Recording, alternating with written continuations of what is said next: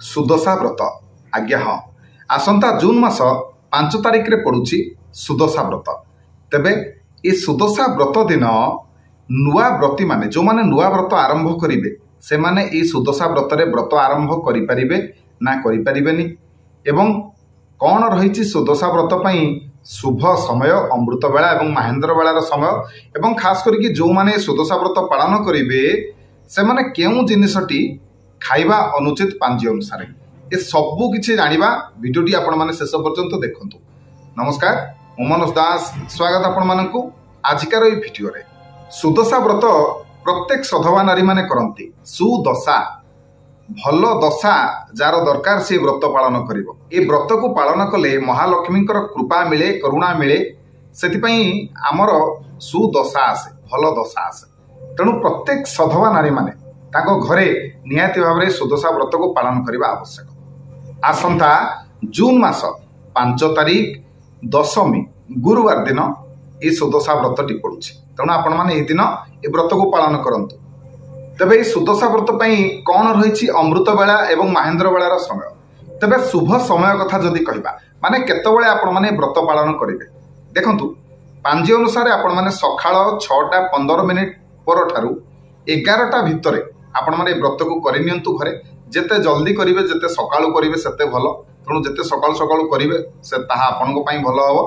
तेणु एई समय भितरे आपण माने करि परिबे 11टा भितरे आपण माने करि परिबे किंतु जेते सकाळू करि नेबे सेते भलो आपनको पई।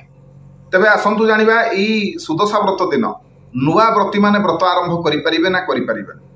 देखंतु एई थरर एई जो सुदशा व्रत रे नुआ व्रती माने मध्य व्रत आरंभ करि परिबे किछि असुविधा नाही।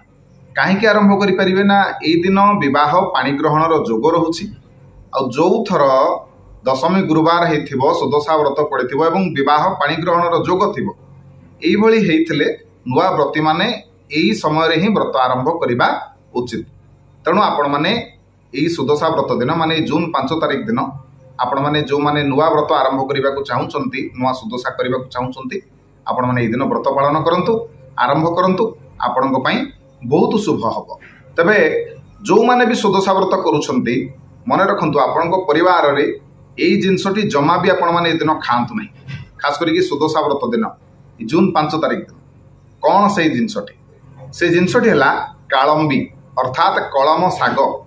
कलम साग जून 5 तारिख सुदशा व्रत दिन आपण माने खाइबे नाही यह भक्षण निषेध। तेणु एही नियमटर निहाती भाव में आपण माने पालन करंतु।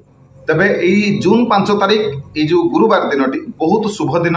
ए दिन आपण माने देवता गठन करि परिबे विवाह करि परिबे बहुत प्रकार शुभ कर्म आपण जे कोन शुभ कर्म आपण माने ए दिन करि परिबे। बहुत भलो दिनटी बहुत शुभ दिनटी आ खास करके आपण माने ए दिन सात्विक भोजन ग्रहण करंतु प्याज रसुण ठारू दूरे रुहंतु मध्य मांस ठारू दूरे रुहंतु आमिष भक्षण करंतु नहीं। खास करके कोन देखा जाए ना नारी माने ते व्रत को निहाती भाव में पालन करंती किंतु पुरुष माने कौन से प्रकार नीति नियम पालन करंती नहीं।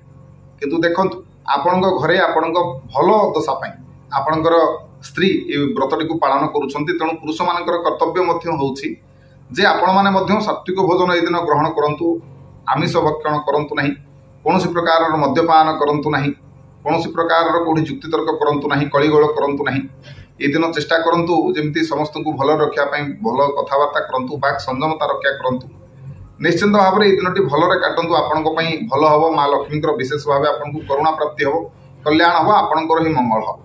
तबे एतला सुदशा व्रत आगामी जून 5 तारिख जो सुदशा व्रत पड़ुछि से विषय आपण मानकु किछटा सूचना आशा करूछि आजिकार भिडियोटी आपण मानकु निश्चय भलो लागिथिबो।